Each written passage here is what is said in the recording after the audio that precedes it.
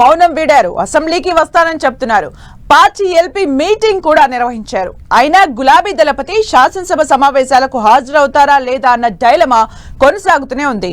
Governor ప్రసంగం రోజు మాత్రమే కేసీఆర్ సభకు వస్తారన్న టాక్ వినిపిస్తోంది. కేసీఆర్ స్థాయిని తగ్గించేలా కాంగ్రెస్ వ్యవహరిస్తున్న తీరే అందుకు కారణం అంటున్నారు గులాబీ నేతలు. ఇంతకీ అసెంబ్లీ సెషన్స్ పై కేసీఆర్ వ్యూహమేంటి?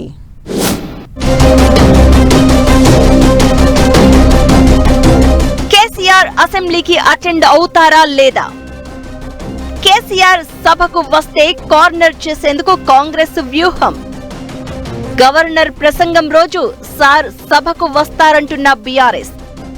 తెలంగాణ అసెంబ్లీ బడ్జెట్ సమావేశాలకు అంతా సిద్ధమైంది.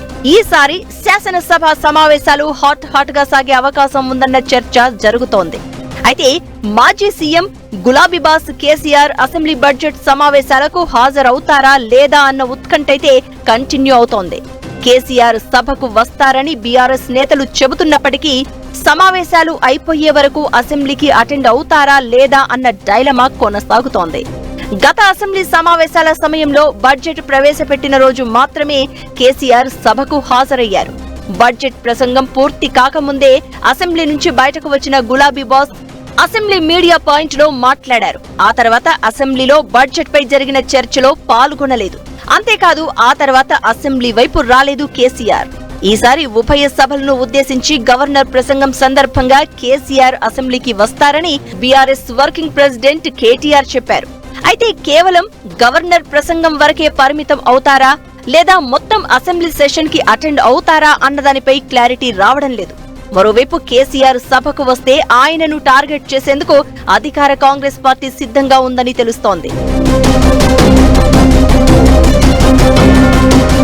ఈసారి అసెంబ్లీ సమావేశాల్లో బీఆర్ఎస్ 10 ఏళ్ల పాలనను అసెంబ్లీ సాక్షిగా ఎండగట్టేందుకు హస్తం పార్టీ సిద్ధమవుతున్నట్లు చర్చ జరుగుతోంది. కేసీఆర్ తన పాలనలో రాష్ట్రాన్ని అప్పులపాలు చేశారని ఇప్పటికే తీవ్ర స్థాయిలో ఆరోపణలు చేస్తున్న కాంగ్రెస్ ప్రభుత్వం కేసీఆర్ అసెంబ్లీకి వస్తే మరింత కార్నర్ చేయాలని ప్లాన్ చేస్తోందని టాక్. బీఆర్ఎస్ నేతలు కూడా ఇదే అనుమానాన్ని వ్యక్తం చేస్తున్నారు. కేసీఆర్ అసెంబ్లీకి వస్తే కాంగ్రెస్ ప్రభుత్వం ఆయనను తక్కువ చేసి మాట్లాడే ఛాన్స్ ఉందని, కేసీఆర్ ను అవమానించేలా వ్యవహరించే అవకాశం ఉందని ఆందోళన చెందుతున్నారు. గత అసెంబ్లీ సమావేశాలలో ఇదే జరిగిందని అంటున్నారు. అందుకే రాష్ట్ర ప్రభుత్వం వైపు నుంచి ఏ స్థాయిలో అటాక్ వచ్చినా సభలో కేటీఆర్, హరీష్ రావు ఎదుర్కొంటున్నారు. సభా నాయకుడి హోదాలో సీఎం రేవంత్ రెడ్డి ఉన్నన్ని రోజులు కేసీఆర్ అసెంబ్లీకి హాజరయ్యే అవకాశాలు తక్కువే అని అంటున్నారు.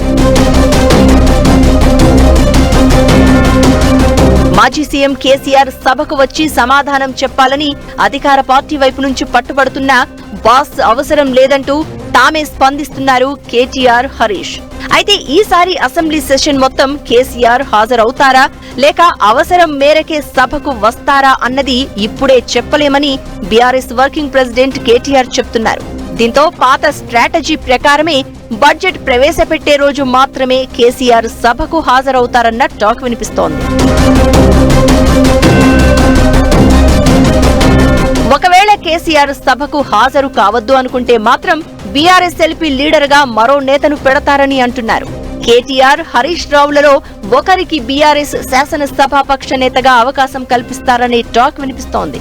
కేసీఆర్ కుటుంబం నుంచి కాకుండా ఇతరులకు అవకాశం ఇవ్వాలి అనుకుంటే బీసీ నేత గంగుల కమలాకర్ గాని, జనగామ ఎమ్మెల్యే పల్లా రాజేశ్వర్ రెడ్డిని గాని బీఆర్ఎస్ ఎల్పీ నేతగా ఎన్నుకుని ముందుకు వెళ్లే అవకాశం ఉందన్న చర్చ జరుగుతోంది. ఇదంతా బయట జరుగుతున్న ప్రచారమే అయినా రాబోయే రోజుల్లో ఎలాంటి డెవలప్మెంట్స్ ఉండబోతున్నాయో చూడాలి మరి.